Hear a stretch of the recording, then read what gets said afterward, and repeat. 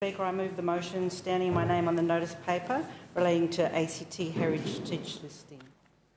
The question is the motion be agreed to. Ms Lauder. Thank you, Madam Deputy Speaker. I'm pleased to bring this motion about ACT heritage listing assessment waiting periods to the attention of the Assembly today, and we hope the government will support the intent of the motion. The ACT Heritage Register lists those places and objects of heritage significance in the ACT, and the ACT Heritage Council is an independent council that makes assessments on heritage listings. We were told by the relevant minister, Mr Gentleman, during annual report hearings recently that there are currently 1.6 staff members who make these assessments, and that there were 131 nominations still waiting for an assessment at the end of February 2017.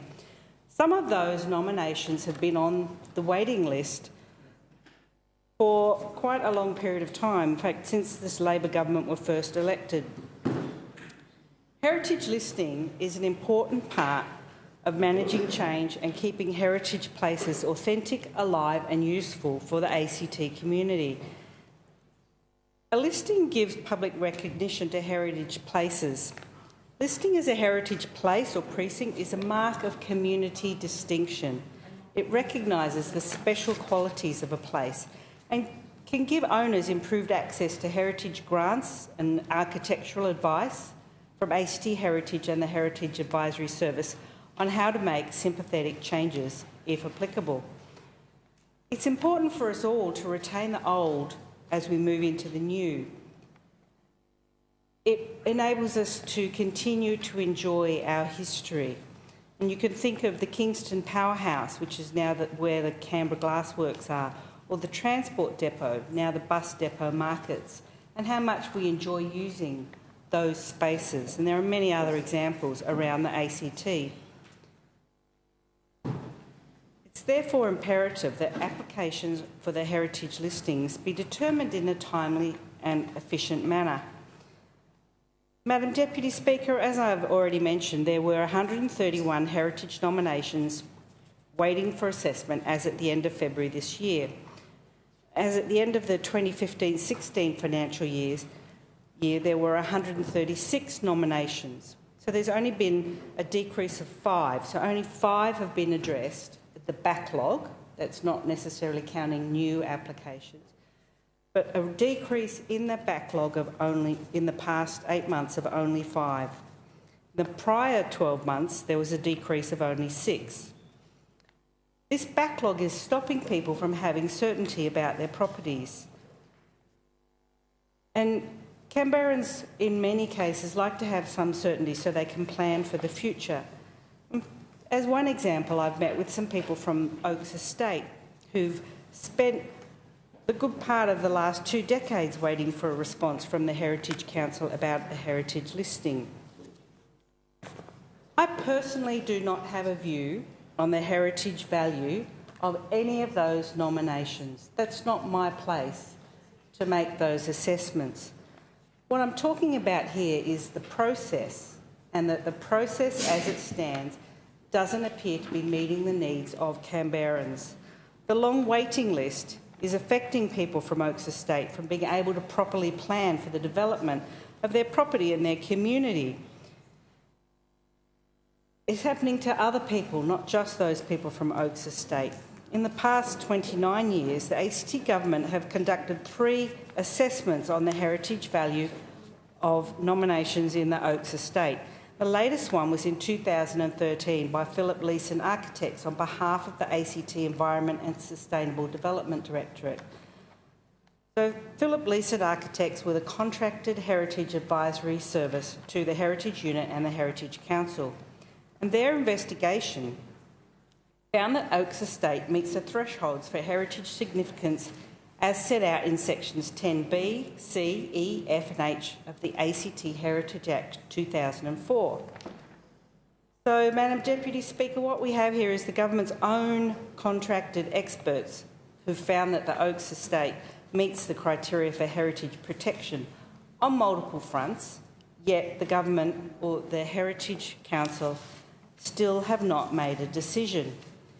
In a letter to the Oaks Estate Progress Association on the 1st of March 2016, the chair of the ACT Heritage Council wrote that the precinct nomination has been considered a priority for assessment since 2014. So that's 3 years on the priority list, Madam Deputy Speaker, and 14 years overall on the list. In this same letter, the chair stated that for the fee of $10,000, the Oaks Estate nomination could be transferred to the urgent list. You would have to start to question how serious the government takes heritage issues in the ACT, because while we appear to be an apparently or relatively youthful territory compared to some other areas in Australia and certainly internationally, there's a rich and varied history here in Canberra that's worth preserving in some parts for our future generations. It relates to the way we've interacted and become the national capital. It relates to our earlier rural settlements as well as our Indigenous community. In April next month, Madam Deputy Speaker, the ACT will celebrate Heritage Week and the ACT Heritage Festival. And Heritage Week, as I understand it, has been held in the ACT since 1981. It provides us all with an opportunity to further understand where we've come from and to define our identity based on our past. Heritage gives the community a sense of continuity and connection with the story of progress through time. It enables our journey to continue into the future. As we head into Heritage Week next month, it's vital that the government acknowledge the important place that heritage plays here in Canberra and that places are given the respect that they deserve. There will be some nominations on the heritage list that will not gain heritage listing on the nomination list, but there may well be some that deserve recognition and placement on the heritage list. We have the opportunity for the government to prove to the ACT community that it takes the issue of heritage protection seriously, and that's why I've brought this motion to the Assembly today, asking the ACT government to prioritise clearing the backlog of the nomination register, to prioritise the nominations that have been on the register for extended periods of time, make contact with nominators for the assessments that have been waiting for longer than 12 months and update them with how their nomination is progressing, and to report back to the Assembly by the end of August with an update. So by dealing with the backlog of nominations in a timely and efficient manner, it will go a long way to making sure that confidence in the ACT Heritage Program is maintained. Madam Deputy Speaker, it may be that circumstances have changed since some of those nominations were first made. They may no longer be valid. The people involved with them may have changed their minds.